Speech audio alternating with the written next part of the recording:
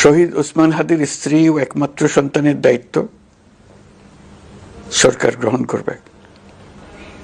শহীদ শরীফ ওসমান হাদির অকাল মৃত্যুতে আগামী শনিবার একদিনের রাষ্ট্রীয় শোক ঘোষণা করছি। এই উপলক্ষে শনিবার দেশের সব সরকারি, আধা সরকারি, স্বায়ত্তশাসিত প্রতিষ্ঠান, শিক্ষা প্রতিষ্ঠান সহ সরকারি বেসরকারি ভবন এবং বিদেশে বাংলাদেশ মিশনগুলোতে জাতীয় পতাকা অর্ধনমিত থাকবে। একই সাথে আগামীকাল শুক্রবার বাদ জুমা দেশের প্রতিটি মসজিদে শহীদ ওসমান হাদির রুহের মাগফিরাত কামনায় বিশেষ দোয়া ও মোনাজাতের আয়োজন করা হবে। আপনারা তাতে শরীক হন।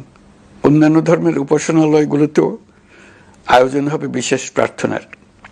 ফেসিবাদ ও আধিপত্যবাদ বিরোধী সংগ্রামের এই অমর সৈনিককে মহান রাব্বুল আলামিন শহীদ হিসেবে কবুল করুন, এই দোয়া করি।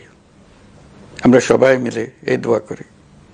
শরীফ ওসমান হাদির এই অকাল মৃত্যুতে আমি গভীর শোক ও দুঃখ প্রকাশ করছি।